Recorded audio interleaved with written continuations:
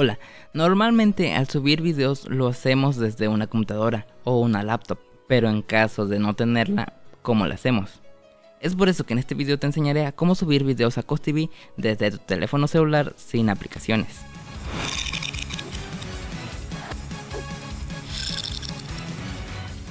Para empezar, al subir videos en CostTV desde la computadora, entramos a la página principal y nos aparece la opción de cargar video.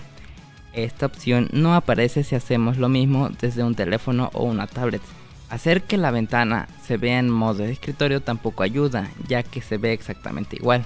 Así que lo que debemos hacer primero es abrir el navegador, iniciar sesión en nuestra cuenta y escribir la siguiente dirección: https://cos.tv/studio/my-videos, así como aparece en pantalla.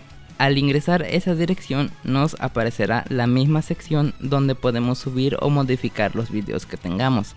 Ahora solo nos dirigimos a subir video, seleccionamos el video en donde lo tengamos en el almacenamiento de nuestro teléfono, esperamos a que cargue y mientras tanto podemos llenar lo demás que se nos pide, tal y como lo harían desde su computadora.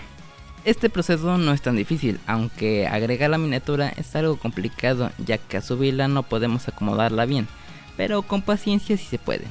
También lo mismo pasa con las etiquetas. Resulta que al escribirlas no podemos insertarlas para escribir otras, y presionar en siguiente en el teclado solo hará que nos mande hacia la parte inferior de la página, así que en este caso debemos escribir la etiqueta, la seleccionamos y la cortamos. Ahora solo la pegamos ahí mismo y se insertará correctamente. Ya solo agregamos el título, la descripción, la categoría, el idioma, el límite de edad y lo publicamos o programamos. Eso es todo, pero ¿quiere conocer la manera de cómo optimizar su título y miniatura para tener más vistas?